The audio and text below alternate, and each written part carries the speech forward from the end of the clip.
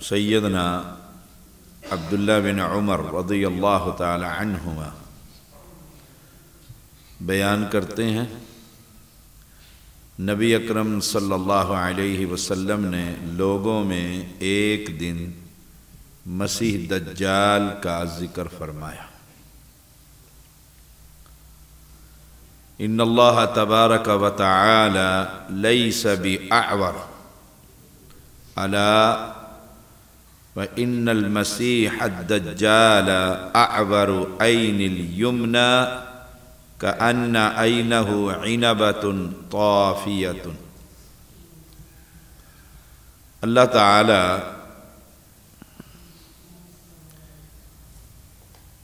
کانا نہیں، اسے کہتے ہیں اردو میں یک چشم، ایک آنکھ والا نہیں، البتہ مسیح دجال دائیں آنکھ سے کانا ہوگا اور اس کی آنکھ پھولے ہوئے انگور جیسی ہوگی۔ قرب قیامت میں ایک بہت بڑا فتنہ آئے گا، دجال کا فتنہ۔ اللہ تعالی ہم سب کو محفوظ فرمائے۔ رسول اللہ صلی اللہ علیہ وسلم نے فرمایا، ہر پیغمبر نے اپنی امت کو دجال کے فتنے سے آگاہ فرمایا، ڈرایا ہے۔ جو شخص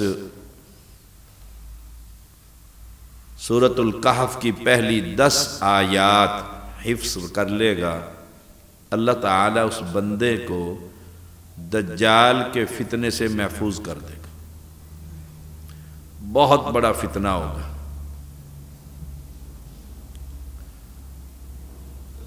جو اس کے ماننے والے اسے کہیں گے نا، وہ وہی کر دے گا۔ کہے گا ابا جی سے ملاقات کراؤ، دوسرے لمحے اس کے ابا جی سامنے ہوں گے۔ کہے گا بڑا پہنچا ہوا بزرگ ہے، یہاں تو تھوڑی سی کوئی مداری دکھائے تو دنیا کیسے اس کے پیچھے چلتی ہے۔ ایک پیر کو چھوڑتی ہے دوسرا، دوسرے کا تیسرا، اس کی یہ کرامتیں، اس کی یہ کرامتیں۔ جو اس کو بات مانے گا وہاں ان کے باغات پھل دیں گے، اور جو اس کو قبول نہ کرے گا وہاں قحط سالی ہو جائے گی، ہر چیز ختم ہو جائے گی۔ جنت دوزخ ساتھ لے کر پھرے گا، جو مانے گا اس کو جنت کی سیر، جو نہیں مانے گا اسے آگ میں پھینک دے۔ بڑے اس کے فتنے، اللہ اکبر۔ کسی جزیرے میں وہ قید ہے دجال۔ دیکھو ہمارا ایمان ہے، کیوں ایمان ہے؟ رسول اللہ صلی اللہ علیہ وسلم نے آسمان اور زمین کے درمیان پھلانگتا رہتا ہے، زنجیروں میں جکڑا ہوا ہے۔ ایک صحابی کے بارے میں آتا ہے، ان کی کشتی جو تھی وہ گم ہو گئی، تو وہ ایک جزیرے میں جا پہنچے، وہاں انہوں نے اس کو دیکھا، اس سے ملاقات کی۔ اس نے پوچھا کیا امیوں کا نبی آ گیا، یعنی محمد صلی اللہ علیہ وسلم؟ اسے کہا گیا کہ ہاں محمد صلی اللہ علیہ وسلم آ گئے ہیں۔ بڑا خوش ہوا کہ میرے اب کھلنے کا وقت آ گیا، میرے اب کھلنے کا وقت آ گیا۔ یہ جتنے پیری فقیری والے لوگ ہیں نا، یہ تو ایسے گولی کی طرح جائیں گے، اہل ایمان ہی بچیں گے۔ وہ ایک آدمی نے حدیث بیان کی، دنیا کی کسی کتاب میں وہ صحیح حدیث نہیں، کہ دجال کی جو پیروکار ہوں گے کثرت سے علماء ہوں گے۔ یہ لفظ کسی حدیث میں نہیں، اس نے نیٹ پر ڈالی ہوئی ہے اور بڑا وہ سکالر ہے اسلامی۔ اس نے کہا عورتیں اور علماء یہ دجال کے پیروکار ہوں گے کثرت سے۔ یہ جھوٹ ہے، عورتیں پیروکار ہوں گی، علماء کے بارے میں رسول اللہ صلی اللہ علیہ وسلم کی کوئی حدیث نہیں۔ علماء تو العلماء ورثۃ الانبیاء، یہ تو وارث ہیں، جو علماء حق ہیں۔ جو قبوری اور حلولی ہیں وہ تو عالم ہی نہیں۔ علماء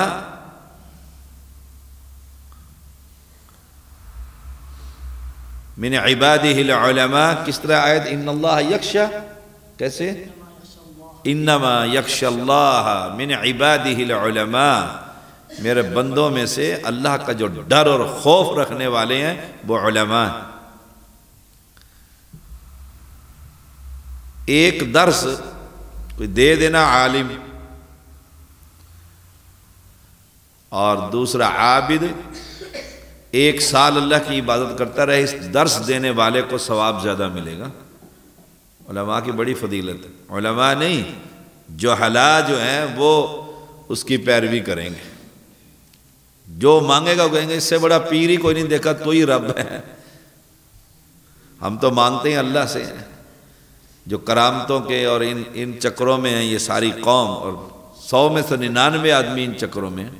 آپ مسجد میں نمازی گنیں اور قبر پر جا کر گولڑوی کے وہاں گن لیں قبر پر کتنی دنیا بیٹھی ہوئی، ان گنت، سبحان اللہ۔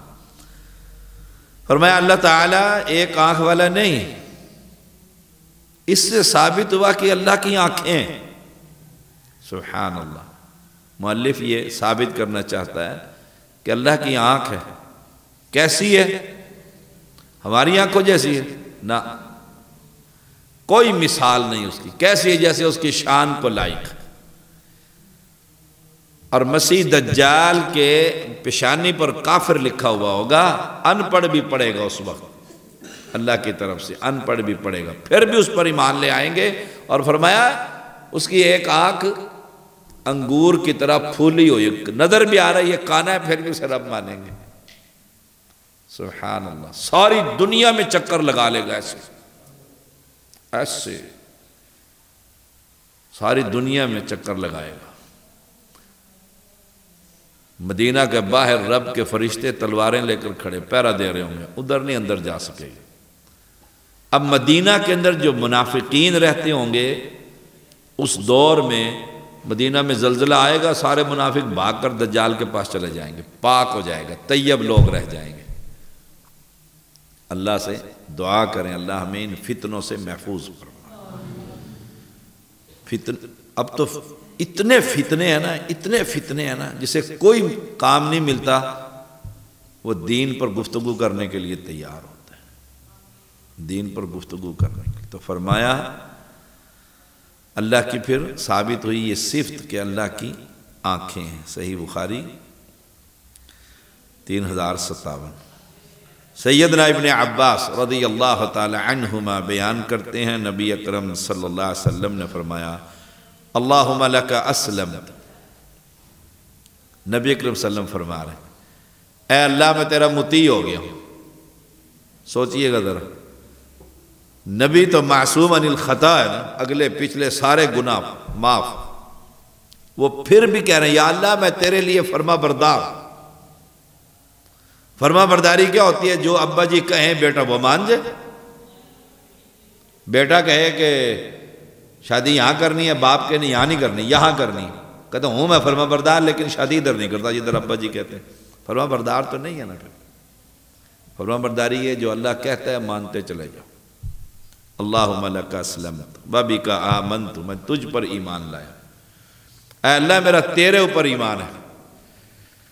اور ہمیں بھی کہنا چاہیے کہ اللہ تیرے اوپر ایمان ہے، ان چھلوں پر، ان منکوں پر، ان گھوڑوں پر، ان دلدلوں پر، حسین کے گھوڑے پر اور تازیے پر اور تعویذوں پر میرا کوئی ایمان نہیں، میں ان سے بیزار ہوں، میرا تجھ پر ایمان ہے کہ تو ہی سب کچھ کرنے والا، تو ہی جس کی چاہے روزی تنگ کر دے، جس کی چاہے کشادہ کر دے، جسے چاہے بیمار کر دے، جسے چاہے ٹھیک کر دے، تیرے ہاتھ میں سب کچھ ہے۔ وَإِلَيْكَ أَنَبْتُ، میں نے تجھ پر ہی بھروسہ کیا۔ ہمارا بھروسہ کس پر ہوتا ہے؟ دیکھ، اللہ پر بھروسہ ہو تو اللہ کبھی ضائع نہیں کرتا۔ ہمارا بھروسہ اس پر ہے کہ امام ضامن باندھا ہوا ہے اور کوئی مجھے کچھ نہیں کر سکتا۔ امت کی اکثریت کا یہ حال ہے۔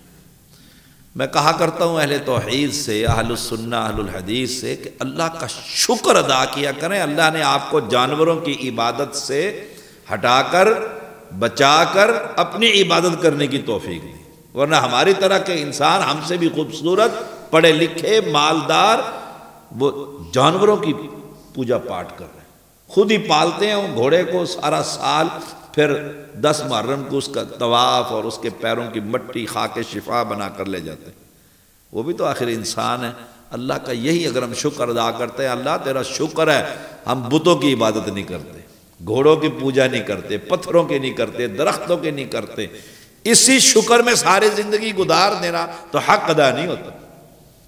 فرمایا وَبِكَ کا خاصمت، میں نے تجھ پر ہی بھروسہ کر کے کفاروں سے جنگ کی ہے، بدر ہے، احد ہے، خندق ہے، میں نے تجھ پر ہی بھروسہ کیا اور تیری مدد ہی سے میں نے کفار کے ساتھ جنگ کی۔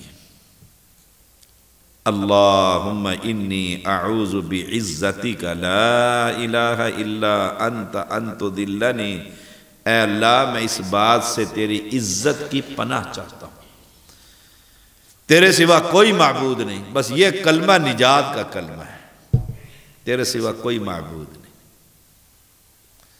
کل میں تھا ادھر ظفروال جلسے میں، جامعہ حرمین میں تھا، تو ایک شخص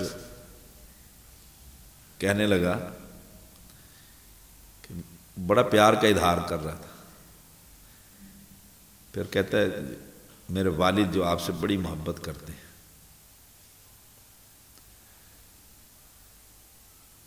پھر کہتا ہے میرے والد کی خواہش ہے اگر آپ پوری کر دیں، سنیے گا ذرا، اہل حدیث تھا، میرے والد کی خواہش ہے اگر آپ پوری کر دیں۔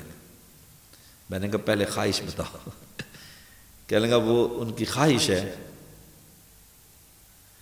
یہ 2 واقعے ہیں توحید والے، ادھر گیا ہوں ہری پور کے علاقے میں اسی ہفتے، تو اس نے کرسی پہ بٹھا کے کہا جی میری ایک خواہش ہے کہ جوتے میں نے اتارنے ہیں، جرابیں بھی میں نے اتارنی ہیں، اتار دو، میں نے اتار دو، خوش ہو گئے۔ اب اس کی خواہش خطرناک تھی، بزرگ آدمی، کیا خواہش ہے آپ کی والد کی؟ ایسے کھڑا ہوا میرے سے، وہ کہتے ہیں میں نے آپ کے قدم پر بوسہ لینا ہے، قدم بوسی جسے کہتے ہیں، پیروں کی ہوتی سید بھی ہے، حدیث بھی ہے، توحیدی بیان کرتا ہے، تو ایسے بندے کو تو پیر چوم لینے چاہیے۔ میں نے کہا یہ شرعاً جائز نہیں، کیوں کہ جب تم قدم چومنے کے لیے جھکو گے تو سجدے کی کیفیت بن جائے گی، اور یہ صرف میرے رب کو لائق ہے، یہ صرف میرے رب کو لائق ہے، یہ غلب جائز نہیں۔ آپ بزرگ ہیں، میرے لیے دعا کر دیں کہ اللہ ایمان پر موت دے، کلمہ طیب نصیب، اور پیروں کے سامنے سجدے میں قوم پڑی ہوتی، تو یہاں یہی کہہ رہے ہیں رسول اللہ صلی اللہ علیہ وسلم، لا الہ الا انت، تیرے سوا کوئی معبود نہیں، انت تضلنی، کہ تو مجھے سیدھے راہ سے ہٹا دے۔ ایسا نہ ہو کہ میں سیدھے، نبی اصل میں تعلیم دے رہے ہیں، نبی تو سیدھا راستہ بتلانے کے لیے آئے ہیں اپنی امت کو، کہ یہ دعا مانگتے رہنا، ربنا لا تزغ قلوبنا بعد اذ ہدیتنا، اللہ دلوں کو ٹیڑھا نہ کرنا ہدایت دینے کے بعد، توحید پرست بن جاؤں اور پھر میں بے نماز ہو جاؤں، اللہ ایسا نہ کرنا، ایسا نہ کرنا۔ انت تضلنی انت الحی الذی لا یموت، اے اللہ تو حی ہے، تجھے موت نہیں آئے گی۔ دیکھو توحید، تو حی ہے، تجھے موت نہیں آئے گی، اور جس کی پوجا پاٹ ہو رہی تھی اسے تو مرنے کے بعد ہی قبر میں بند کیا جاتا ہے، زندہ کو تو بند ہی نہیں کرتے، کسی زندہ کو بند کرو نا۔ وہ ابھی پچھلے دنوں ایک زندہ نے اندر داخل ہو گیا، پھر اندر پورا سسٹم اس نے لگا لیا، پھر پولیس نے اس کو وہاں سے قبر سے نکالا، جب سارا اندر سے سسٹم لگا ہوا ہے تو اندر وہ جی سارے کرامتیں، جی دیکھو جی زندہ نکلا ہے اتنے دنوں کے بعد۔ فرمایا والجن والانس یموتون، یہ ساری مخلوق مر جائے گی، جن اور انس، ان کو موت ہے، اللہ کو موت نہیں ہے، جس کو موت نہیں، اس لیے قرآن کہتا ہے وتوکل علی الحی الذی لا یموت۔ صلی اللہ علی النبی۔